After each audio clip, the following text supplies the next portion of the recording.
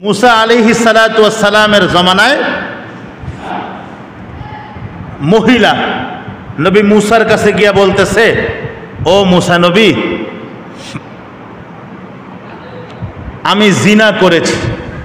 ভালো কাম? জিনা করা ভালো কাম না খারাপ কাম? আমি জিনা করেছি। জিনা করার পরে আমার গর্ভে সন্তান আসছে। সন্তানটা জন্ম হয়েছে, সেই সন্তানটাকে আমি মাইরা ফেলাইছি। অপরাধ কয়টা? জিনা করছে একটা অপরাধ, সন্তান আসছে, সন্তান জন্ম দিছে, মাইরা ফেলাইছে আর একটা অপরাধ। मूसा আলাইহিস সালাম বলে, পাপিষ্ট, আমার সামনে থেকে যা। রাগ হয়ে গেছে मूसा নবী, কয় আমি তো তওবা করেছি আল্লাহর কাছে, আপনি আমার জন্য আল্লাহর কাছে একটু দোয়া করেন, আল্লাহ যাতে আমার তওবাটা কবুল করে নেয়। কারণ আখিরাতের ওই যে জাহান্নামের শাস্তি আমি সইতে পারবো না। আপনি আমার জন্য মালিকের কাছে একটু সুপারিশ করেন, যাতে মালিক আমার জিন্দেগির গুনাহ মাফ করে দেয়। मूसा আলাইহিস সালাতু ওয়াস সালাম বলে, তোর কোনো ক্ষমা নাই, বাক তুই আমার এখান থেকে যা। मूसा আলাইহিস সালাম তুচ্ছ তাচ্ছিল্য কইরা জিনাকারী মহিলাকে, এখন তো জিনাকারী না, ওই তওবাকারী মহিলাকে পাঠায় দিস। আল্লাহ রাব্বুল আলামিন তো সব দেখে, জিবরাইল আমিন আলাইহিস সালামকে পাঠায়া দেয়, এ জিবরাইল রে, যা मूसा নবীর কাছে যা, গিয়া জিজ্ঞেস কর কেন পাঠায়া দিল। হযরত জিবরাইল আলাইহিস সালাম আয়েশা বলে, আপনার কাছে তো মহিলা আসছিল তওবা করতে, তওবাটা আপনি করায়া দিতেন, আল্লাহর কাছে একটু দোয়া করে দিতেন, আপনি মহিলাটাকে তাড়ায়া দিলেন কেন? বলে যে মহিলা কি করছে আপনি শুনছেননি? কয় হ্যাঁ, আল্লাহও শুনছে, শুধু আমি না। কে শুনছে? আল্লাহও শুনছে। জিনা করছে, গর্ভে সন্তান আসছে, সন্তান জন্ম হয়েছে, সন্তানকে মাইরা ফেলাইছে। এটাকে আপনি খারাপ পাপিষ্ট বলে তাকে তুচ্ছ তাচ্ছিল্য করে তাড়ায়া দিছেন।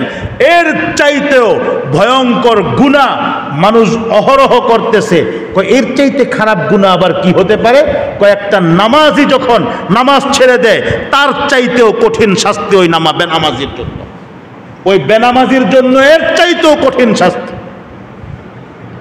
আল্লাহর পয়গম্বর বলেন, বেনামাজির যে দুনিয়াতে 5টা শাস্তি অত্যন্ত ভয়ঙ্কর, যতটা সহজ মনে করি অতটা সহজ না। নামাজ পরিত্যাগকারী, নামাজ ছেড়ে দেওয়া বেনামাজির 1 নম্বর শাস্তি। বলেন কি? জোরে বলেন। বরকত থাকবে না, আইন কামের মধ্যে কোনো বরকত থাকবে না। 2 নম্বর শাস্তি, চেহারার মধ্যে কোনো উজ্জ্বলতা থাকবে না। চেহারার মধ্যে যে নূর, আল্লাহ পাক নূরটাকে নিয়ে যাবে, এই নূর থাকবে না চেহারার মধ্যে। 3 নম্বর, বেনামাজির কোনো আমল আল্লাহ পর্যন্ত পৌঁছবে না। নামাজ যদি মাঝে মাঝে ভুলে 2-1 রাকাত পইরা ফেলায়, ঈদের নামাজটা তো আহে, ওই নামাজটা আল্লাহ পর্যন্ত পৌঁছবে না। বেনামাজির 3 নম্বর শাস্তি, এই তো কোনো আমল পৌঁছবে না। 4 নম্বর শাস্তি, বেনামাজি হাত তুইলা মালিকের কাছে দোয়া করবে, মালিক দোয়াটা কবুল করবে না। 5 নম্বর, বেনামাজির জন্য যদি কোনো নেককার বান্দা দোয়া করে, ওই দোয়াটাও আল্লাহ কোনোদিন কবুল করবে না।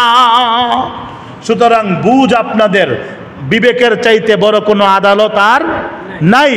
বুঝ আপনাদের যে আমি আজকে থেকে বেনামাজি থাকব না আজকে থেকে আমি নামাজি হব, এটা আপনার বিবেকের উপর ছেড়ে দিলাম।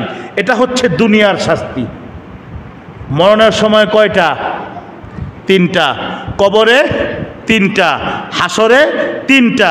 এই 9টা আগামী জুমায় ইনশাআল্লাহ, লগে আরো 3টা বোনাস আছে ইনশাআল্লাহ। আগামী জুমায় আল্লাহ পাক যদি বাঁচা রাখে, একটু আগে আগে চলে আসবেন।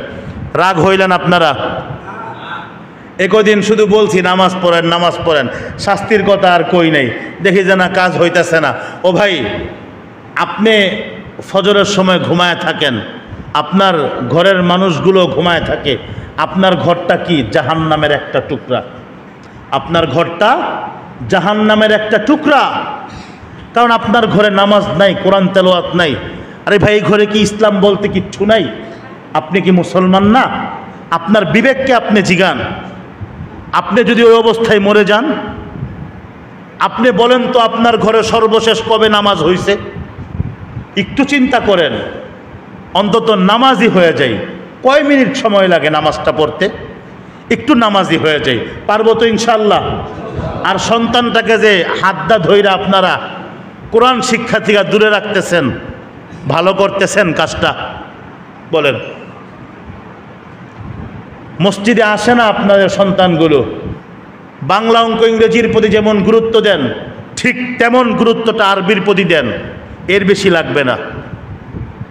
বাড়তি কোনো গুরুত্ব দিতে বলতেছি না। শেষ পর্যন্ত ওই বিয়ের সময় চিন্তা হয় কিল্লিগা আরবিটা পড়াইলাম না। বড় হয়ে যায় তখন জবানের উচ্চারণটা ঠিক মতো হয় না, তখন কয় হুজুর একটু বাসায় গিয়ে পড়ান যায়। কোনো ফায়দা নেই। এখন পাঠান না মসজিদে, তো আপনাদের একেবারে যদি কোন পায়ে ধরতে, আল্লাহর কসম আমি ওইখানে দাঁড়ায়া আপনাদের পায়ে ধরবো, তারপর সন্তানটাকে মসজিদে পাঠান। একটু হলেও কোরআন শিক্ষাটা দেন, আল্লাহর দোহাই লাগে আপনাদের। এই সন্তান আপনার কবরের পাশে গিয়া দন্দার মতো খাড়ায় থাকবো, কিচ্ছু বলতে পারবো না। আপনার জানাজার নামাজ আরেকজন কেন পড়াবে?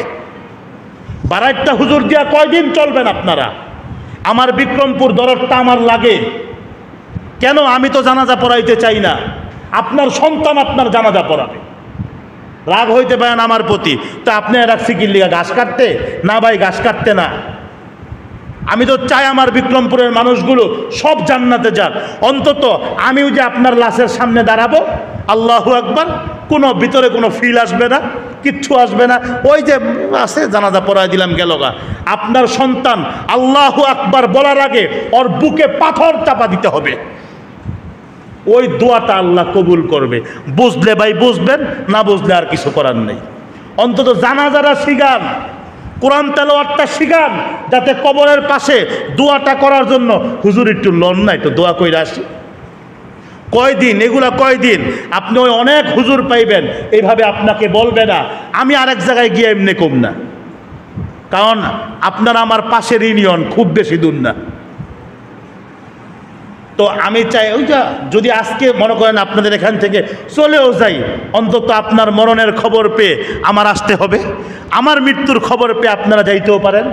অন্তত ওখানে গিয়া কি দন্দার মতো খাড়ায় থাকবেন? মরে গেছে গা, আল্লাহু আকবার নিয়ত বাদে। অনেকেই তো জানাজার দোয়াটাও কইতে পারেন না। কে রে ভাই? আজকে আপনি শিখতে পারেন নাই, আপনার সন্তানটাকে আপনি কেন মূর্খ রাখতেছেন?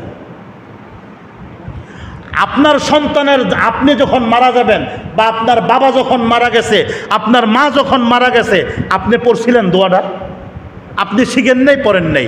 আপনিও চান আপনি মরে লাশ হয়ে থাকবেন, আপনার সন্তান চুপচাপ দাঁড়ায় থাকবে। যদি এমনটা চান, মসজিদে আর পাঠায়েন না। আর বলবো না ভাই, কত বলবো? প্রত্যেক দিন ডাক দেওয়া হয়।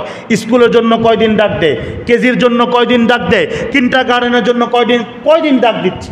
আপনি তো সুন্দর মতো পাঠাই দিতেছেন। মসজিদে আসতে এত কষ্ট কেন? ঘুম থেকে উঠতে সমস্যা।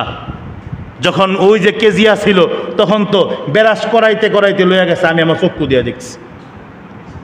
তাহলে এখন কেন সমস্যা? এটা আমাদের মনে সমস্যা। রাগ হয়েন না আমার প্রতি, ক্ষমা চাচ্ছি। অন্তত সন্তানটাকে অন্তত সুশিক্ষায় শিক্ষিত করে যাবেন। কষ্ট পাইলে মাফ করে দিয়েন। আল্লাহ রাব্বুল আলামিন আমাদের প্রত্যেককে নেক আমল নিয়ে কবরে যাওয়ার তৌফিক দান করুক। ওমা তৌফিক ইল্লা বিল্লাহ।